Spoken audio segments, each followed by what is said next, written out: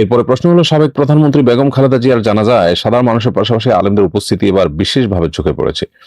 অথচ রাজনীতিবিদদের জানাজায় এমন দৃশ্য খুব বেশি দেখা যায় না। এর কারণ কি? খুবই গুরুত্বপূর্ণ প্রশ্ন। সাবেক তিনবারের প্রধানমন্ত্রী বেগম খালেদা জিয়ার জানাজায় সাধারণ মানুষের পাশাপাশি আলেম ওলামা, মাদ্রাসার ছাত্রদের উপস্থিতিটা বেশ উল্লেখযোগ্য ছিল।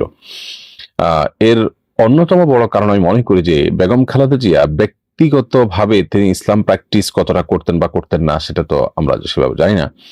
কিন্তু একটা বিষয় খুবই পরিষ্কার, সেটা হলো আমরা আমাদের শৈশব থেকে বেগম খালেদা জিয়াকে দেখে আসছি যে তিনি কখনো আলেম ওলামা বা ইসলাম বা কোনো ধর্ম এগুলো নিয়ে কখনো নেগেটিভ কটূক্তিমূলক বক্তব্য অথবা আপনার এদেশের মানুষ ধর্মপ্রাণ তাদেরকে সংক্ষুব্ধ করে কোনো কথা বলতে তাকে কখনো শোনা যায় না। অথচ তার দলের কোনো কোনো নেতাদের কোনো কোনো কথা দেখা গেছে ওলামা ইকরাম আঘাতপ্রাপ্ত হয়েছেন বা খোঁচা মেরে কথা বলেছেন, কিন্তু তিনি এই কাজটি কখনো করেননি।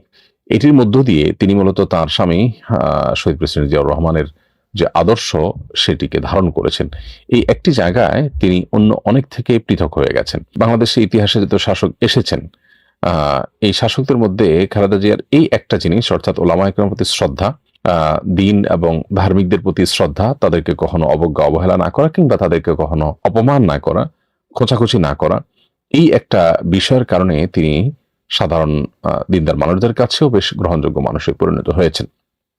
তাছাড়া প্রচন্ড রকমের মাজলুম হওয়ার কারণে বয়সেও এত জুলুমের শিকার হয়েছেন। পুরো পরিবার, তার ঠিকানা, আবাসন, জীবন সবকিছু যখন তছনছ করে দেওয়া হলো, তখন খুব স্বাভাবিক সাধারণ মানুষের সিম্প্যাথি তার প্রতি যুক্ত হয়েছে। আবার সময়টাও রাইট টাইম ছিল। হয়তো বিগত সরকারের আমলে যদি তার মৃত্যু হতো তাহলে সেক্ষেত্রে সেখানে জানা যায় এত মানুষ উপস্থিত হওয়া সহজ ছিল না। মানুষ আসলে স্বাধীনভাবে কোনো কাজ করতে পারলে তখন মানুষ যেটা করে সেটাই হলো মানুষের মনের কথা। আর স্বাধীনভাবে যখন কাজ করতে পারে না তখন আসলে মানুষের সিদ্ধান্তের মাধ্যমে তার সঠিক যে অবস্থান সেটা সবসময় পরিষ্কার হয় না।